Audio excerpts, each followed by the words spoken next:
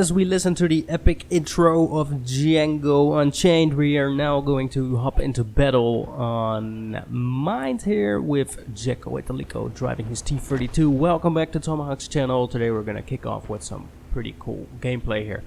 So, Gecko is driving the T32 Tier 8 American heavy tank. It's a bit of an awkward vehicle. The turret armor is ridiculously good, but the hull armor is not so good, and the gun is from the T29, whereas it's very good on tier 7. On tier 8 it's a bit derpy, as we will see later on in this battle. So first of all, what's Gecko doing here? Well, his team is already down 2 tanks. Their best player in terms of WN8, if you want to take that as a performance indicator, has already passed, trying to come on that hill here. Gecko is just sneakingly waiting for anyone to make an attempt to ascend the hill as well and take him under fire, where this KV-3 is already experiencing the fury of Mr. Gecko here. KV-3 is not doing very well and he's positioned a bit badly, to say so, as Gecko already penetrates him twice. And he can just go to work on this KV-3 because he's not putting much of a challenge, and Gecko's positioned very well with his turret pretty much hull down, and everything will bounce. That's mostly clear in the top tier, and we have a fire, ladies and gentlemen. The KV-3 is passed very quickly. So it's 1-3, there is still a heavy fight going on around this hill. Tiger approaching. Gecko misses, probably flies into the corpse of this T-44, that is. And I like this. Gecko waits until the Tiger unangles his armor, shows him his fat side, and then just pumps in another shell.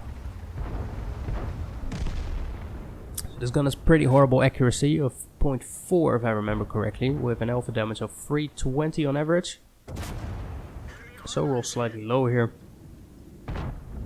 as his buddy in the T150 just dies, and he is out here alone with the T29 and himself the T32 versus a T34 who was pumping shots on, not entirely sure who that was, but he takes him under fire and penetrates the turret. It's a T29 he is engaging. T29 now finishes off the T34 and they can push on onto the Tiger. Still very angled right here, but Gecko waits again, pumps in another shot, very well played. And the Tiger is caught in an awkward position himself. Puts in more pressure on the T29. However, T29 still survives. Game is pretty much even right now with 4-5, and Gecko decides to push up onto the Tiger.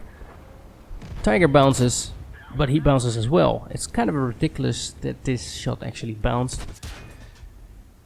But hey, it's RNG. But here we have Gecko pushed too far. He's getting flanked from 3 sides right now. The Tiger has shots, the Cromwell has shots, and the Type 64 has shots. But he pumps in a good shot into the Type 64 and retreats in order to minimize the number of opponents that engage him. And here he completely outsmarts the Cromwell, who's just going to return on the same place he's been popping up for the whole time already. And Gecko is too quick for him, takes him out, and can continue engaging other targets. So the hill is pretty much clear, with the exception of the Type 64 still on there and the T71. But still, this battle is not won. It's 7-8 right now. 7-9 for that matter. And this game could still go either way. There's a sneaky ELC on the hill. Gecko fires and rolls very high with 387, which is extremely nice because in the ELC you'd rather have dead than alive. Especially when in endgame situations where there is a lot of space to maneuver for light tanks and they can move up really quickly and sneakily come on your flank, take you from behind, and yeah, you're gonna have a bad time. So Gecko decides to push up, flush out those light tanks from the hill, and a T71 did not see that coming and gets caught by surprise. Gecko rolls very nice again, should have rammed him here, but he doesn't, and he takes hits from the T71. Takes 3 hits until Gecko reloads and kills the T71. The T71 was extremely slow, so I guess he would have damaged his engine for that matter. But pushes up with 911. So there is a couple of targets he can select. It's the ELC, which he could have killed, but he chooses to fire on the T150 and it bounces. You cannot really aim for weak spots from this distance with this gun.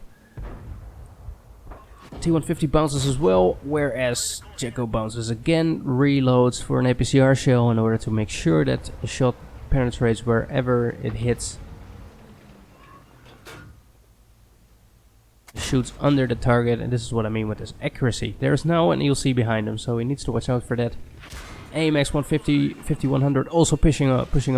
The RT takes out the ELC, saving Gecko from getting flanked in the rear, and he takes out the AMX 5100. It could have ended a lot worse, but hey, he is still alive and the others are not. ELC is slightly salty about the RT, but the RT just paid a lot of attention and, you know, had a bit of luck on the RNG side. But still, it's only a light tank. A little bit of splash takes care of that ELC. So we have now Gecko versus the T150, the SU-122 44, who has been last spotted on that snipe hill. A Hummel and a Type 64. The Type 64 is missing. We don't know where he is. Last spotted in base, is likely going to get the RT anytime soon now. And here is the Type 64. Takes out the artillery. It's a bit tricky. You could put up pressure by starting to capture, forcing Gecko to abandon his buddies Tiger and SU-152. Misses again on the T-150. I don't really know what's up with this gun, but it's just horrible. Luckily, if you have the M103, the tank that comes after this one, that gun is perfect, has a lot of penetration, and actually performs like you want it to. This one is a bit cumbersome. Finally, a shot that exactly flies where it should go. The Type 64 has taken down the Tiger now, so it has 5 kills and must be highly motivated to take his 6th kill now. Whereas just the SU-152 and Gecko alive with not extremely much hit points. And the Type 64 could turn into a real nuisance with RT support, and the tank destroyer is still on that hill. She's now just waiting for the SU-152 to spot something. Spots the Hummel. Gecko's trying to connect, but the SU-152 takes him out. But Gecko already fired, and then the 122 pops up, and he cannot put any pressure on him.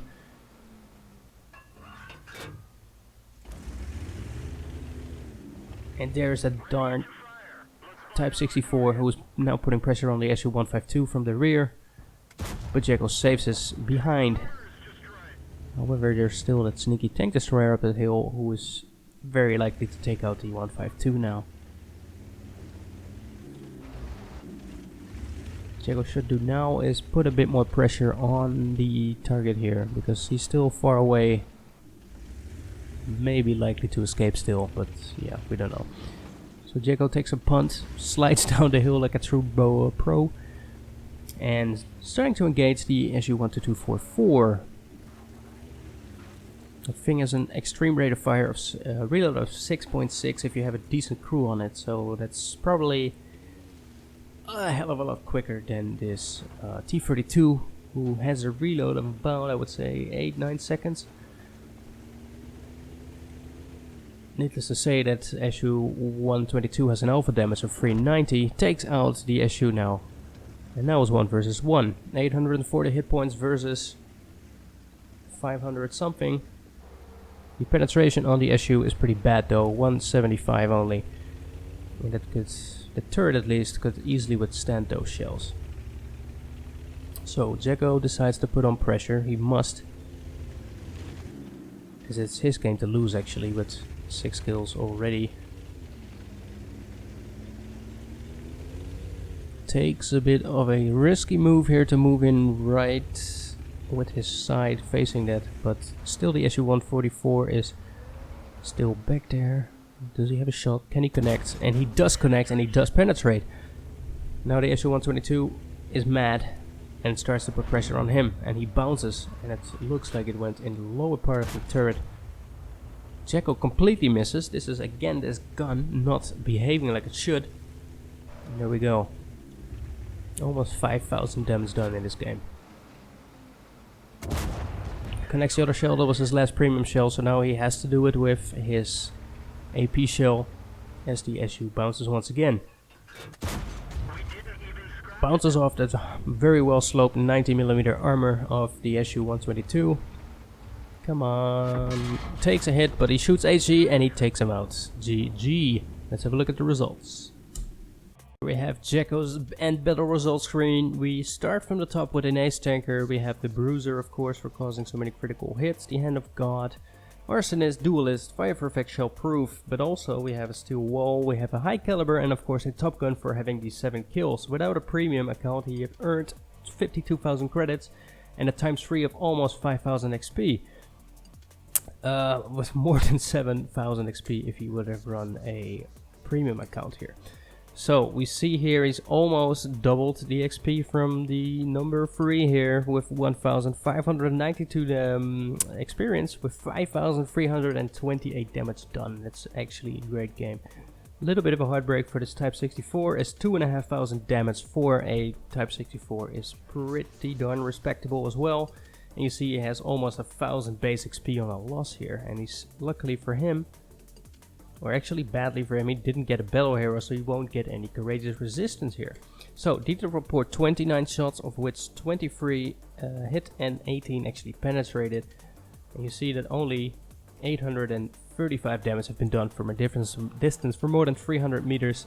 And you could actually tell that this gun doesn't work on long distance. Damage block by armor 2,575. It held up really well as he positioned his tank pretty smartly in the game, which is nice for him. So once again these 52,000 credits. However, the shells cost 1k per shell and he fired a couple of premium shells as well, granting him a profit of minus 4,696. Alrighty, that was it. So I hope you enjoyed it. If you like this stuff and see more replays, commentaries and other funky stuff, just leave a like down below. If you don't like something, also feel free to comment and stuff to improve. Or if you just want to say something, also feel free to comment. So, summarizing, thank you for watching, like, subscribe and comment, and I'll catch you in the next one.